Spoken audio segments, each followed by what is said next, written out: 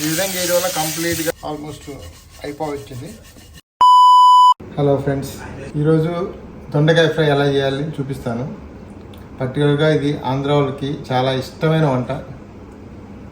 ఈ ఫ్రై అందరూ మామూలుగా దొండకాయ చేయడం అనేది ఫ్రై నార్మల్ చేస్తారు, కానీ ఈ స్టైల్లో చేస్తే మాత్రం చాలా డిఫరెంట్గా ఉంటుంది, అందరికీ నచ్చుద్ది.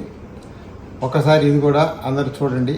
ఇది అందరు చేసే ప్రాసెస్ కొంచెం డిఫరెంట్ వేలో చేస్తాను అంతేను, కానీ టేస్ట్ మాత్రం కంప్లీట్లీ డిఫరెంట్ అయిపోద్ది. Let's start. What are the ingredients అనేది జస్ట్ చూపిస్తాను. ఇది మామూలుగా దొండకాయ అందరు కట్ చేసుకునేది ఇదే ప్రాసెస్ కాబట్టి నో డిఫరెంట్. ఆనియన్స్ ఇలా కట్ చేసి పెట్టుకోండి, కొంచెం పెద్దవి కానీ చిన్నవిగా వద్దు. తర్వాత గార్లిక్ మీకు ఎన్ని కావాలంటే అన్ని వేసుకోండి. గార్లిక్ రిస్ట్రిక్షన్ లేదు, ఎన్ని వేయాలని క్వాంటిటీని బట్టి. పచ్చిమిర్చి, ఇది వచ్చి క్యాష్యూ నట్టు కావాలంటే వేసుకోండి, లేకపోతే అవసరం లేదు. గ్రౌండ్ నట్ వచ్చి కంపల్సరీ కావాలి, టేస్ట్ డిఫరెంట్గా ఉంటుంది. ఇది వచ్చి కొరియాండర్ లీవ్, ఇది వచ్చి కర్రీ లీవ్స్, ఇవి వచ్చి లాస్ట్లో వేసుకోవడానికి. ఇవి ingredients for the process start చేయడానికి ముందు. తర్వాత కారం, ఉప్పు అని తర్వాత చేసేటప్పుడు చూపిస్తాను. ఇది ఇంగ్రీడియంట్స్ జనరల్గా ముందు చేసే ముందు అన్ని కట్ చేసి రెడీగా పెట్టుకుంటే let's start the fry now. Okay, first ప్యాన్లో ఆయిల్ కొంచెం ఎక్కువగా తీసుకోండి, ఎందుకంటే ఫస్ట్ దొండకాయ ఫ్రై చేసినప్పుడు కొంచెం ఆయిల్ ఎక్కువగా ఉండాలి. అది మీ క్వాంటిటీని బట్టి కొంచెం వేరీ చేసుకోండి. ఇప్పుడు ఫస్ట్ మీరు ఆనియన్స్ అనేవి యాడ్ చేయవద్దు, డైరెక్ట్గా మీరు దొండకాయ లోపల పాన్లో వేసేయండి. దొండకాయలు మాత్రం మామూలుగా కొంచెం ఆయిల్ ఎక్కువ తీసుకొని బాగా ఫ్రై అయ్యేటట్టు చూసుకోండి. ఫస్ట్ చేయాల్సింది దొండకాయలు మాత్రం జస్ట్ ఓన్లీ దొండకాయలు మాత్రం పాన్లో. ఇప్పుడు దొండకాయలని బాగా ఆయిల్ కొంచెం కలిసేటట్టు బాగా కలుపుకోండి. ఆయిల్ అంతా బాగా అబ్జర్వ్ అయిపోద్ది. కొంచెం ఆయిల్ లేకపోతే ఏంటంటే ఈ దొండకాయ మాడిపోద్ది ఒక సైజు, కాబట్టి కొంచెం ఆయిల్ ఉండాలి. ఈ దొండకాయలు కొంచెం ఫ్రై అయ్యేంత వరకు కొంచెం అంతా కలిపి ఒకసారి దాన్ని మూత పెట్టేయండి. 5 to 10 minutes వెయిట్ చేయండి. అంటే మరీ ఎక్కువ పెట్టద్దు, గ్యాస్ కొంచెం మీడియంలో పెట్టుకోండి. మరీ పెద్ద మంట పెట్టద్దు, ఎందుకంటే మాడిపోద్ది. మీడియంగా పెట్టుకోండి. Okay, wait 5 to 10 minutes. ఈ ఫ్రై చేసేటప్పుడు మధ్య మధ్యలో కలుపుకుంటూ ఉండండి. కలుపుకోకపోతే ఏమవుతుందంటే మాడిపోతే ఒక సైడు, అది కంప్లీట్గా మిక్స్ చేసుకొని కలుపుకోనండి. అప్పుడు క్లియర్గా అన్ని సైడ్లు బాగా ఫ్రై అవుద్ది. ఓకే, ఇప్పుడు ఫ్రై అవుతున్నప్పుడు కొంచెం పసుపు యాడ్ చేస్తున్నాను.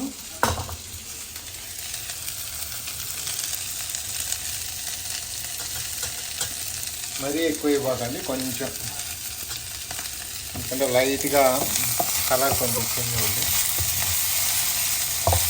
ఇది మాత్రం దొండకాయ వేసేసి గమ్ముగా 5-10 minutes కదలకుండా రాకుండా ఉన్నారంటే మొత్తం మాడిపోద్ది. కంపల్సరీగా మీరు కలుపుకుంటూ ఉండాలి మీడియం ఫ్లేమ్లో పెట్టి.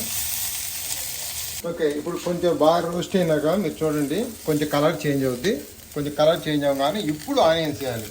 యాక్చువల్గా వచ్చి మెయిన్ టేస్ట్ అంతా దీంట్లోనే మారుద్ది. నార్మల్గా బెండకాయ ఫ్రై చేసేటప్పుడు ముందు ఆనియన్స్ ఫ్రై చేస్తారు. ముందు ఆనియన్స్ ఫ్రై చేస్తే ఏమవుతుందంటే చివరికి వచ్చేలాగా ఆనియన్స్ అవి కనిపివు, టేస్ట్ కూడా మారిపోద్ది. కాబట్టి ఇప్పుడు కొంచెం ఈ దొండకాయలు ఫ్రై అయినాక ఇప్పుడు ఆనియన్స్ యాడ్ చేసుకో. ఆనియన్స్, గార్లిక్ ఇవన్నీ యాడ్ చేసుకోండి.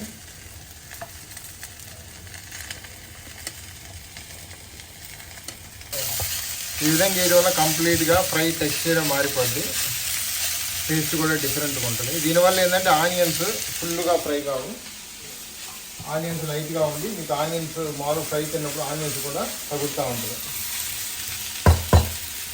ఇది పొద్దున్న మీరు గరిటె పెట్టి కలిపెట్టద్దు, ఒకసారి బాండాన్ని ఇలా షేక్ చేయండి, ఎందుకంటే ఓవరాల్గా అలా మూవ్ అవుద్ది. పొద్దున్న కలుపుతూ ఉంటే ఏమవుతుందంటే ఒక్కోసారి అది చిదురవుద్ది. లైట్గా ఉప్పు వేస్తున్నాను. ఉప్పు ముందే ఎందుకు వేయట్లేదంటే ముందే వేస్తే ఉప్పు ఎక్కువ కొట్టుద్ది, లాస్ట్లో వేసారంటే మీకు కొంచెం ఉప్పు తక్కువ కొట్టుద్ది.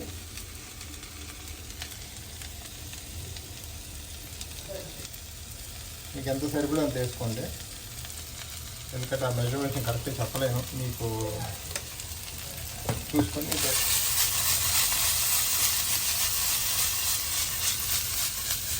ఓకే, ఇప్పుడు కరివేపాకు కొంచెం యాడ్ చేస్తున్నాను, ఎందుకంటే ఇది కొంచెం ఫ్రెష్గా ఉంటుంది. ముందే వేస్తే ఏంటంటే నీకు ఆ ఫ్రెష్నెస్ ఉండదు.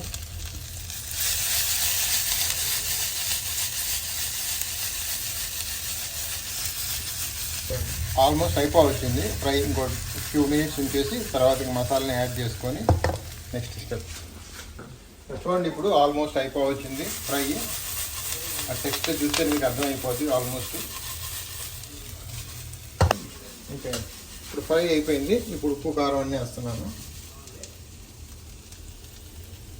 కారం కొంచెం వేసుకోండి, ఎందుకంటే పచ్చిమిరపకాయలు వేసాను నేను ఆల్రెడీ.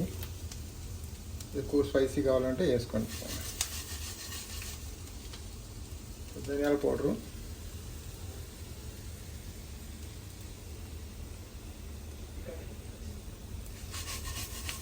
ఇది వచ్చి కొంచెం జీరా పౌడర్ కూడా వేస్తున్నాను.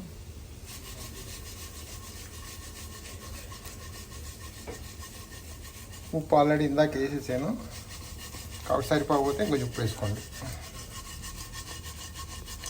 ఆల్మోస్ట్ అయిపోవచ్చింది. జస్ట్ మనం ఫ్రై అయిపోయింది. ఇప్పుడు ఆ టెక్స్చర్ చూస్తేనే మీకు అర్థమవుతుంది. మామూలుగా చేసుకునే దొండకాయ ఫ్రై, ఆనియన్స్ అన్నీ కూడా మీకు క్లియర్గా ఫుల్గా రోస్ట్ కాకుండా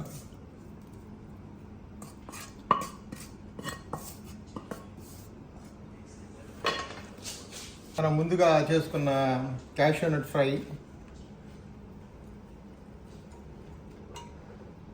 అలాగే ఇది గ్రౌండ్ నట్ మీకు ఎన్ని కావాలంటే అన్ని వేసుకోండి. కొంత పిల్లలకైతే ఎక్కువ ఇష్టం ఇది, కాబట్టి మీకు కావాల్సిన వేసుకొని సరిపడా. ఇది వచ్చి మీరు ముందుగా కట్ చేసుకున్న కొరియాండర్ లీవ్స్.